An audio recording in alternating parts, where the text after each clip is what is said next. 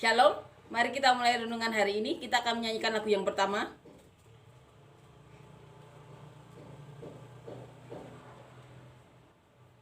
Bersama Yesus, lakukan perkara besar. Bersama Yesus, tidak ada yang sukar. Bersama Yesus, ada jalan keluar. Untuk masalahku, untuk masalahmu, untuk masalah kita semua. Yesus, anak domba Allah, juru selamat umat manusia.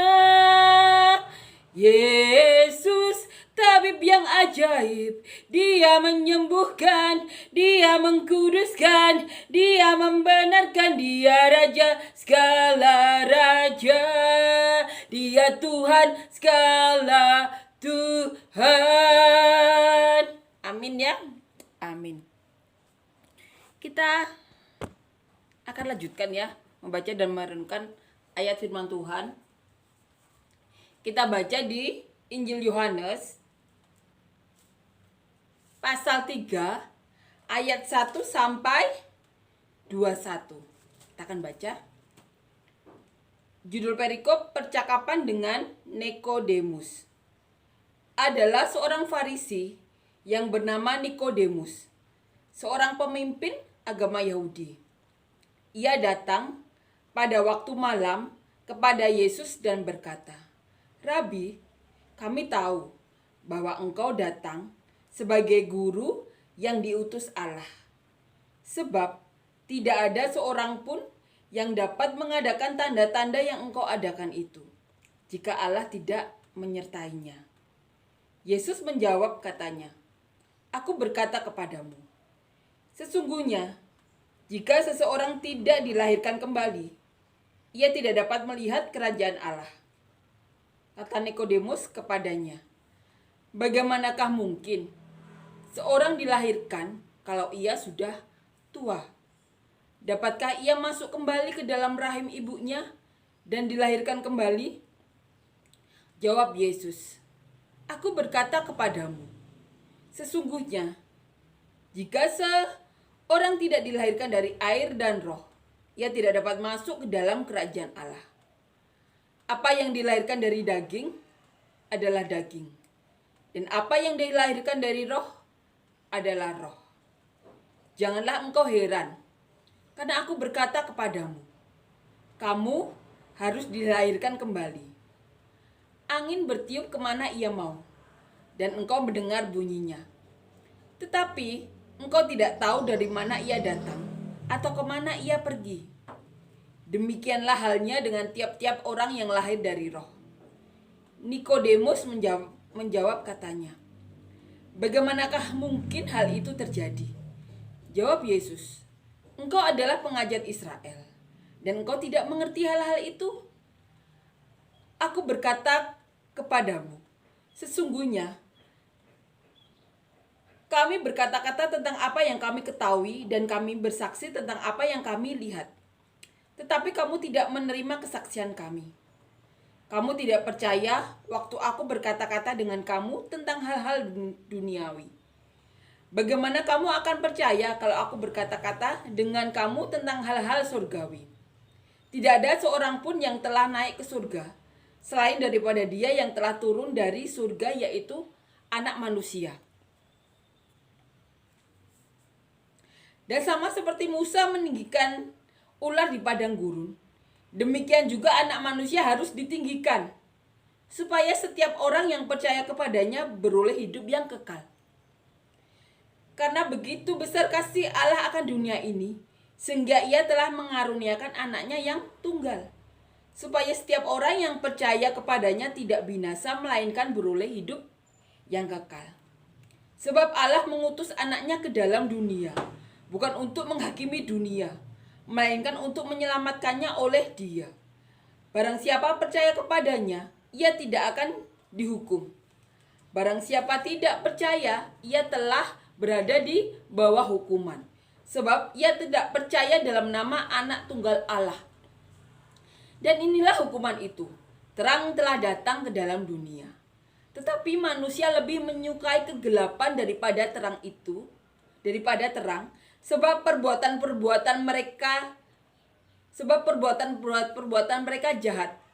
Sebab barang siapa berbuat jahat membenci terang dan tidak datang kepada terang itu, supaya perbuatan-perbuatannya yang jahat itu tidak nampak. Tetapi barang siapa melakukan yang benar, ia datang kepada terang, supaya menjadi nyata bahwa perbuatan-perbuatannya dilakukan dalam Allah. Amin ya. Amin. Percakapan dengan Nikodemus. Ini merupakan suatu percakapan antara Tuhan Yesus dan Nikodemus. Nikodemus sendiri adalah seorang Farisi, pemimpin, dikatakan di sini seorang pemimpin agama Yahudi di ayat pertama. Jadi Nikodemus itu datang kepada Tuhan Yesus pada waktu malam. Nikodemus bertanya banyak hal ya kepada Tuhan Yesus. Rabi, kami tahu bahwa engkau datang sebagai guru yang diutus Allah. Sebab tidak ada seorang pun yang dapat mengadakan tanda-tanda yang engkau adakan itu jika Allah tidak menyertainya. Jadi Nikodemus ini seorang Farisi. Yang kita tahu orang Farisi saat itu pemimpin agamanya itu mereka-rekakan yang jahat kepada Tuhan Yesus. Karena apa? Karena mereka takut atas perbuatan-perbuatan ajaib yang dilakukan Tuhan Yesus dengan alasan nanti mereka diserang. Dan banyak hal lainnya. Nah, Nikodemus ini berbeda ya dengan pemimpin lainnya. Nikodemus mengakui bahwa tidak mungkin melakukan hal-hal seperti itu kalau Allah tidak menyertainya. Ada pengakuan di mulut Nikodemus. Untuk semua hal yang ajaib yang Tuhan Yesus lakukan itu memang benar-benar karena Allah menyertainya. Kalau tidak mungkin Tuhan Yesus bisa melakukannya. Kalau Allah tidak menyertainya, Tuhan Yesus tidak mungkin melakukannya. Kita bisa bilang seperti itu ya. Jadi Nikodemus mengakui bahwa Tuhan Yesus disertai Allah. Di sini Tuhan Yesus berkata, "Aku berkata kepadamu sesungguhnya, jika seorang tidak dilahirkan kembali, ia tidak dapat melihat kerajaan Allah." Kata Nikodemus kepada Tuhan Yesus, bagaimanakah mungkin seorang dilahirkan kalau ia sudah tua? Dapatkah ia masuk kembali ke dalam rahim ibunya dan dilahirkan lagi? Kita akan baca jawaban Yesus. Jawab Yesus di ayat 5 ya. "Aku berkata kepadamu, sesungguhnya jika seorang tidak dilahirkan dari air dan roh, ia tidak dapat masuk ke dalam kerajaan Allah." Tuhan Yesus anak sulung. Tuhan Yesus dibaptis dan tanda-tandanya adalah saat keluar Roh Kudus yang berupa merpati hinggap di atasnya. Yohanes bertugas untuk bersaksi kepada atas Tuhan Yesus. Allah sudah berfirman kepada Yohanes bahwa tanda-tandanya adalah seseorang itu akan dihinggapi Roh Kudus berupa merpati di atasnya. Dan saat Tuhan Yesus dihinggapi merpati di atasnya yang merupakan Roh Kudus tersebut, itu adalah penggenapan atas firman Allah yang diucapkan kepada Yohanes Pembaptis. Dan di sini Tuhan Yesus mengajarkan kepada Nikodemus, jika seseorang tidak dilahirkan kembali, ia tidak dapat melihat kerajaan Allah. Jadi seseorang yang tidak dibaptis seperti Tuhan Yesus tidak dapat melihat kerajaan Allah. Karena apa yang dilahirkan roh, itu akan keluarnya itu roh. Tapi apa yang dilahirkan dari daging, keluarnya daging. Kita imani ya, bahwa setelah kita dibaptis, ada Roh Kudus. Tanda-tanda Roh Kudus banyak ya. Ada yang berbahasa roh, ada yang bisa bernubuat, Ada yang mendoakan orang sembuh atau dia mengalami kesembuhan secara ajaib, banyak tanda-tandanya.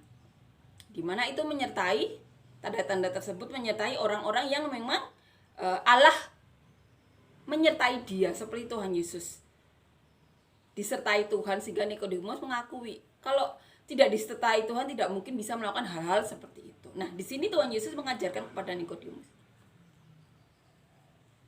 jika seseorang tidak dilahirkan kembali, ia tidak dapat melihat kerajaan Allah. Di sini ya, kita lanjutkan di ayat 6. Apa yang dilahirkan dari daging adalah daging, dan apa yang dilahirkan dari roh adalah roh. Janganlah engkau heran karena aku berkata kepadamu, kamu harus dilahirkan kembali. Kita percaya itu ya, apapun ya yang ada di pikiran orang-orang yang dimana kita percaya ada Roh Kudus ya, pasti pikirannya tentang kerajaan Allah. Nanti kalau aku meninggal, aku bertemu dengan Tuhan Yesus. Kalau kesudahannya aku selesai di dunia ini, aku akan bertemu dengan Tuhan Yesus. Jadi apapun keputusannya, apapun yang dilakukannya, pasti tujuan akhirnya adalah surga. Sehingga yang dikeluarkan dari pikirannya atau tindakan-tindakannya seperti Tuhan Yesus, pasti untuk kerajaan Allah, untuk kebaikan. Tapi di sini Tuhan Yesus mengatakan apa yang dilahirkan dari daging adalah daging. Beda antara cerdik dan licik ya. Kalau cerdik pasti mendatangkan kebaikan seperti yang Tuhan Yesus ajarkan. Kalau licik pasti keluarnya daging juga untuk kebaikan dirinya atau kelompoknya. Tidak berpikir tentang kerajaan Allah nanti bahwa dia harus ketemu dengan Tuhan Yesus. Karena apa? Karena belum dilahirkan kembali. Roh itu akan keluar roh. Ini yang diajarkan Tuhan Yesus. Amin ya? Amin. Di ayat 7, janganlah engkau heran karena aku berkata kepadamu, kamu harus dilahirkan kembali. Angin bertiup kemana ia mau, dan engkau mendengar bunyinya, tetapi engkau tidak tahu dari mana ia datang atau kemana ia pergi. Demikianlah halnya dengan tiap-tiap orang yang lahir dari roh.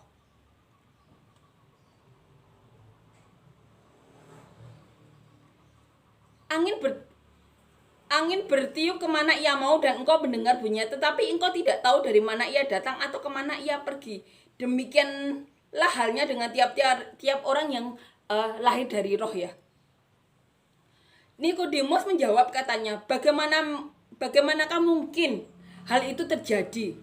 Jawab Yesus, engkau adalah pengajar Israel dan engkau tidak mengerti hal-hal itu. Tuhan Yesus balik bertanya, kamu itu pengajar Israel loh, tapi kamu tidak tahu mengenai hal ini. Roh melahirkan roh, daging melahirkan daging. Apa yang dilahirkan daging adalah daging.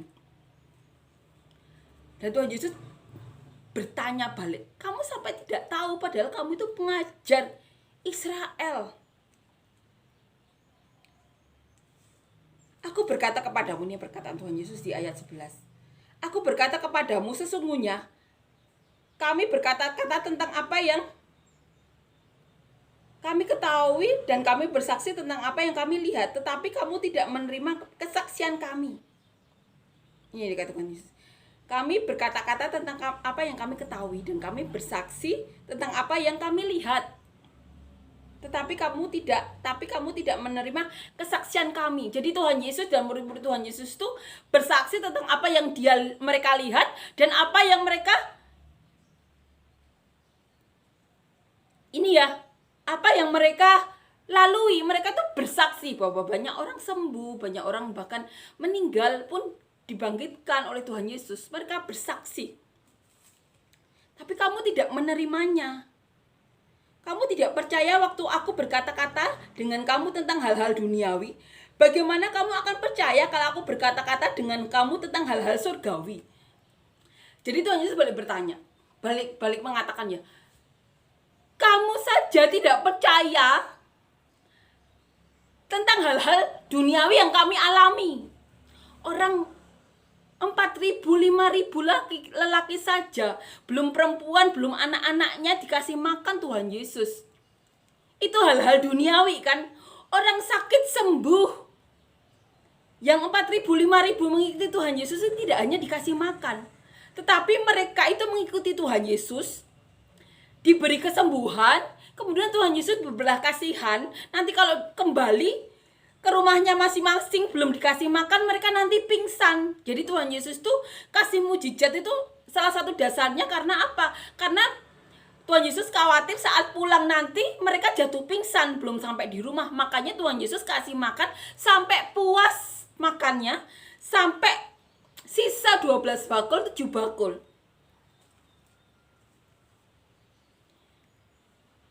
Banyak orang dibangkitkan dan itu mereka telah bersaksi. Kami telah bersaksi mengenai hal-hal duniawi ini.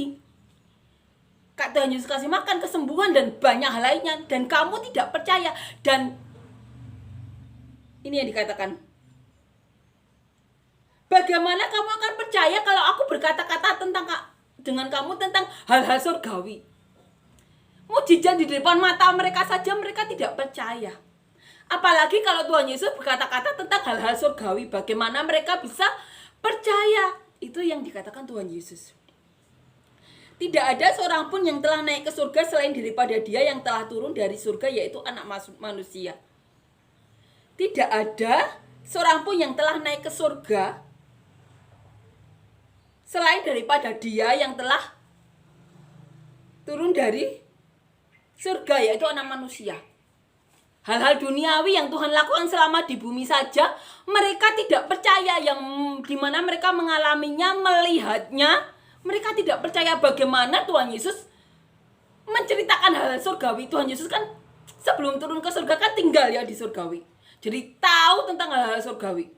Bagaimana manusia, yaitu saat itu orang Farisi, bisa percaya hal-hal surgawi seperti itu?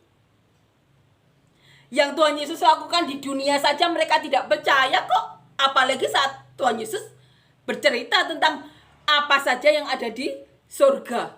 Ini yang dikatakan Tuhan Yesus. Dan sama seperti Musa meninggikan ular di padang gurun, demikian juga Anak Manusia harus ditinggikan. Ini yang dikatakan Tuhan Yesus. Seperti Musa saat meninggikan ular di padang gurun. Jadi saat itu kan Musa menopang ini ya,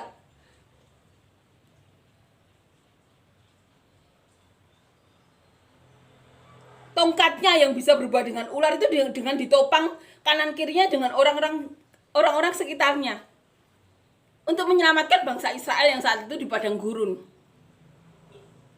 Demikian juga Anak Manusia itu harus ditinggikan agar apa? Agar selamat. Ini yang dikatakan Tuhan Yesus. Saat itu Musa meninggikan tongkatnya agar bangsa Israel selamat. Anak Manusia itu harus ditinggikan agar dunia selamat. Ini yang dikatakan Tuhan Yesus. Supaya setiap orang yang percaya kepadanya beroleh hidup yang kekal. Karena begitu besar kasih Allah akan dunia ini, sehingga Ia telah mengaruniakan anaknya yang tunggal, supaya setiap orang yang percaya kepadanya tidak binasa, melainkan beroleh hidup yang kekal. Ini yang dikatakan Tuhan Yesus. Anak Manusia itu harus ditinggikan agar dunia tahu, ini loh yang menyelamatkan manusia.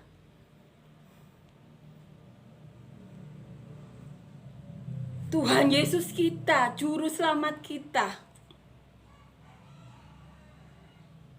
Karena begitu besar kasih Allah akan dunia ini, sehingga Ia telah mengaruniakan anaknya yang tunggal. Ini perkataan Tuhan Yesus sendiri loh. Tuhan Yesus kita. Supaya setiap orang yang percaya kepadanya tidak binasa, melainkan beroleh hidup yang kekal. Sebab Allah mengutus anaknya ke dalam dunia bukan untuk menghakimi dunia, melainkan untuk menyelamatkan oleh Dia. Jadi Allah itu mengutus anaknya ke dunia itu bukan untuk menghakimi dunia. Makanya Tuhan Yesus dikatakan adalah rahmat dan belas kasihan itu sendiri. Kasih karunia sendiri itu Tuhan Yesus. Jadi Tuhan Yesus itu diutus turun oleh Allah itu bukan untuk menghakimi dunia, tapi untuk menyelamatkan dunia oleh Dia.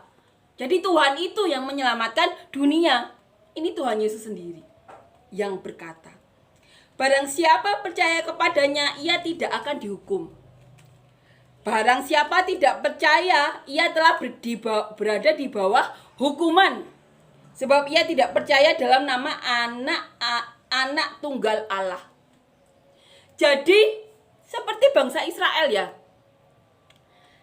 ada tanda darah ya waktu itu agar tidak kena tulah ya. Setiap anak sulung kan meninggal ya waktu itu, waktu bangsa Israel masih di Mesir. Nah, setiap rumah kan harus ditandai darah anak domba ya. Seperti Tuhan Yesus ini. Siapa yang percaya kepada Tuhan Yesus tidak akan dihukum, tapi siapa yang percaya, yang tidak percaya kepada Tuhan Yesus, ia berada di bawah hukuman. Dikatakan bahwa apa? Di bawah hukum Taurat. Jadi perbuatannya itu harus berbuat baik. Kalau harus peraturan-peraturan di bawah hukuman ya. Tapi kalau percaya kepada Tuhan Yesus, lahir baru di dalam Tuhan Yesus katakan, ia akan mendapatkan belas dan rahmat, belas kasihan itu sendiri. Rahmat dan belas kasihan itu sendiri kan Tuhan Yesus. Jadi siapapun yang percaya kepada Tuhan Yesus tidak berada di bawah hukum Taurat atau tidak berada di bawah hukuman, tapi berada di bawah kasih karunia Tuhan Yesus. Amin ya. Dan inilah hukuman itu. Terang telah datang ke dalam dunia, tetapi manusia lebih menyukai kegelapan daripada terang, sebab perbuatan-perbuatan mereka jahat. Terang itu sudah datang ke dalam dunia, tapi manusia itu tidak mau datang ke terang itu, ke Tuhan Yesus. Kenapa? Perbuatan-perbuatan mereka yang jahat. Tuhan Yesus katakan sendiri. Sebab barang siapa berbuat jahat membenci terang. Ini yang Tuhan katakan.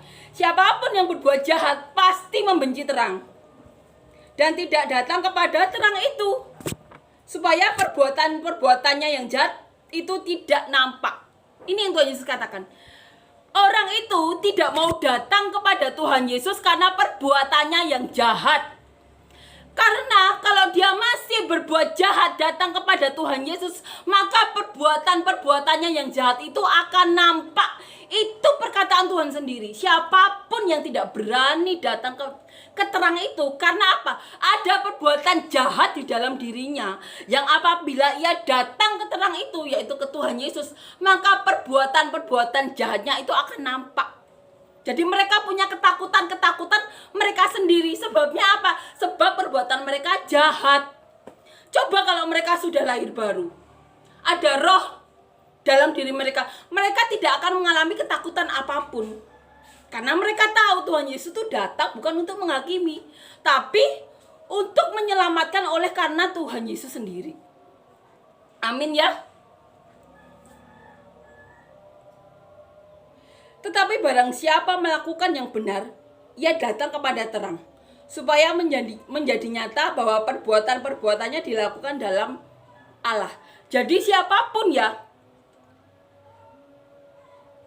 yang melakukan hal benar, dia pasti berani datang kepada terang itu, kepada Tuhan Yesus.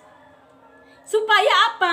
Supaya menjadi nyata bahwa perbuatan-perbuatannya dilakukan dalam nama Allah. Amin ya, di sini perbedaannya. Amin ya. Jadi siapapun yang benar ya, melakukan hal benar, pasti dia tidak takut datang ke terang itu atau datang ke Tuhan Yesus. Supaya ada alasannya, supaya nampak bahwa perbuatan-perbuatannya selama ini benar. Perbuatannya dilakukan dalam nama Allah. Bisa dikatakan orang yang masih lahir masih kedagingan ya, masih daging. Mereka takut datang kepada terang itu. Karena apabila dia datang ke terang itu, maka akan ketahuan bahwa segala perbuatan-perbuatannya selama ini adalah kedagingan yang melahirkan daging. Tapi siapapun ya yang melakukan hal benar atau sudah ini ya dilahirkan dalam roh ya, dia tidak takut kepada terang itu, malahan harus datang, harus mendatangi terang itu. Supaya apa? Supaya nampak bahwa selama ini perbuatannya memang dilakukan untuk Allah. Amin ya. Amin. Terima kasih Tuhan Yesus. Kita akan nyanyikan lagu yang kedua.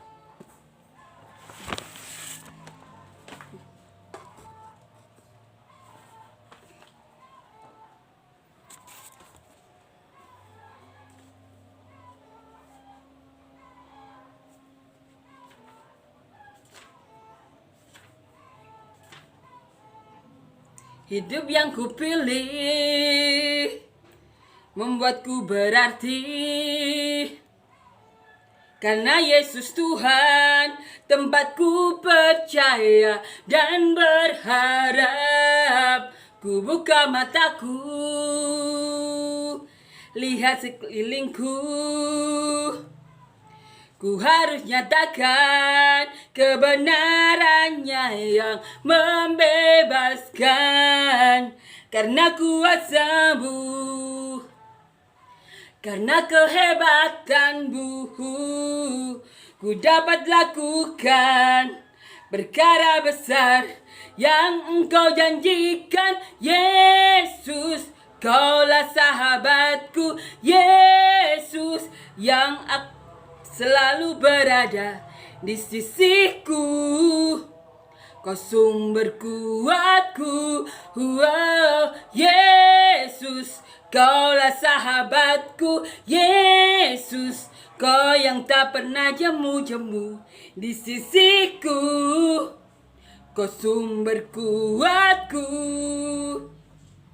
Kau sahabatku, berada di sisiku. Kau sahabatku selama-lamanya. Amin ya.